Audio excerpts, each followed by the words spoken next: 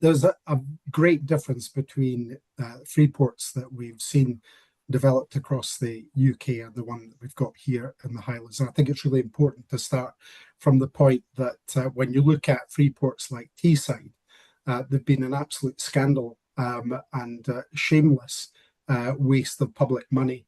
That's a matter of public record, and I think it's been down to the way that the Tories have just allowed this to roll out without any conditionality into those areas. So if you'd asked me before I saw the detail of what's happening with the Green Freeport in the Highlands, I would have been very much against it. And I looked at this proposal in the Highlands with a very sceptical eye.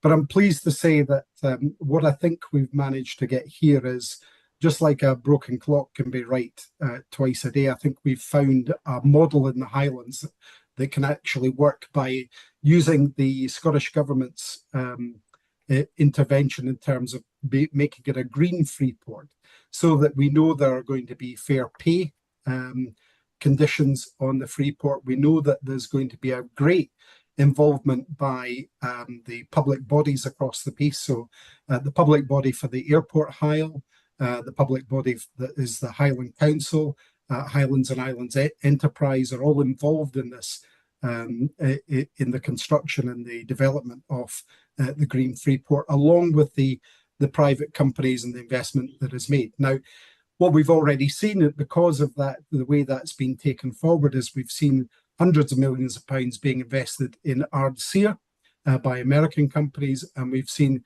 a Japanese company investing in NIG in order to produce manufacturing of subsea cables for the renewable industry in the offshore industry.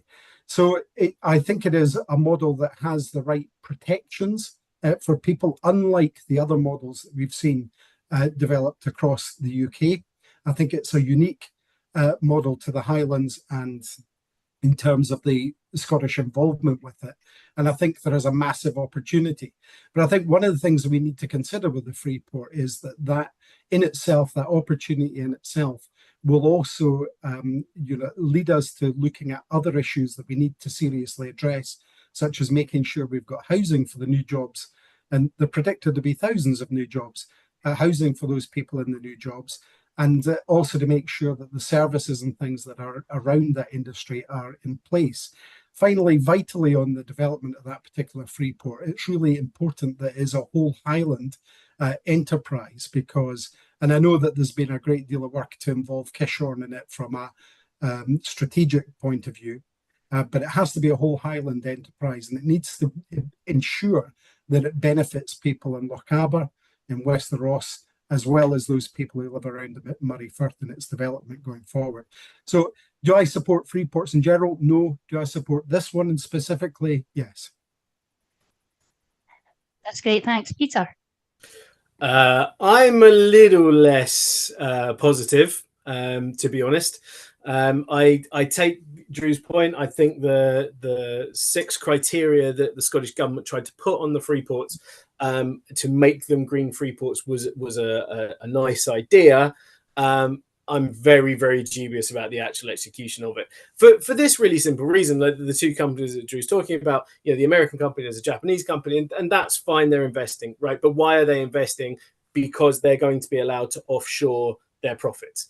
And so how much we're going to see actually coming back into the Highland coffers, I'm really, really skeptical about. And, Highland has paid some of the bill up front for the investment as a council that we know is struggling financially. And I'm really dubious that if you're in Skye or if you're in Lochaber or if you're in, anywhere really over on the west, that you're going to see the benefits. And the numbers keep shifting. So originally it was supposed to be 25,000 jobs, then it was 15,000, then it was 10,000. When you look into that number, actually it's 6,000 that are going to be in NIG, and they're claiming 4,000 that are part of the supply chain further back.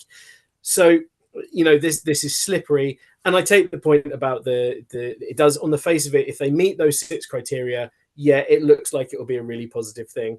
I would just say 2 things. Because of the way of freeports, because the fact that they are synonymous with crime, and nobody's going to be checking. So how do we know that they are sticking to the things? Where is the accountability?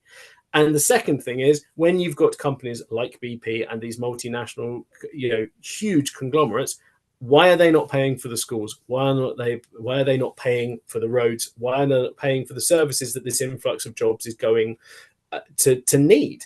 Because we do need that infrastructure investment, and that, if they're right, and there are 4,000 jobs in the supply chain, and they are going to be spread out across Highland, well, then they need to pay their fair share.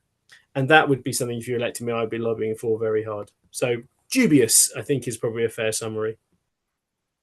Thanks, Peter. Rudy. Yes, no, I'm in full support of the Freeport. I think it's a fantastic example of all three of Highlands governments at a local level, a regional level, and a national level working together to deliver on shared goals. And I think this is something that we're starting to see from the UK government really sort of empowering local communities. The Highland Council's been put as in the accountable body for this, and I think it's a really positive step having that local control to make sure that as much of the benefit will go out to the whole of the Highlands. I'm sure that people in Lochaber, people in Skye, will see the benefits from this Freeport. I think the level of investment will be transformational for the Highlands. But I do think, and Drew did touch on it, I do think we need to make sure that the services are in place. That is roads, that is schools, that is houses, and houses is the big one. Affordable housing for all of these workers. We're wanting to encourage people who are coming out of university with STEM degrees, with really an educated workforce, to come to the Highlands and to make the Highlands a place that they call home. Now, we also want our own young people who are from the Highlands to be able to stay here in the Highlands, where they're from and where they've got their roots. And I think that's the big thing that we really need to focus on, is making sure that the housing is there. I think it was disappointing that the Scottish Government cut 200 million from the affordable housing budget. I think that's something that really, to make the most of the Freeport, we need to see the house building ramped up as much as possible. So I would hope that they would reverse some of these cuts and make sure that houses can be built at the pace that they need to be. And the Scottish Conservatives also have a plan to bring 7,500 empty properties back into use. And I think it's initiatives like this that we've really all got to get behind. We've got to make sure that the houses are there to make sure that the workers have somewhere to come and to call home, because it's the people that make any industry, it's the people that make any opportunity come to fruition. And I think here in the Highlands, we've got to really focus to make sure we get that element right. But I'm 100% behind the Freeport. I think it's going to be transformational for every community in the whole of the Highlands.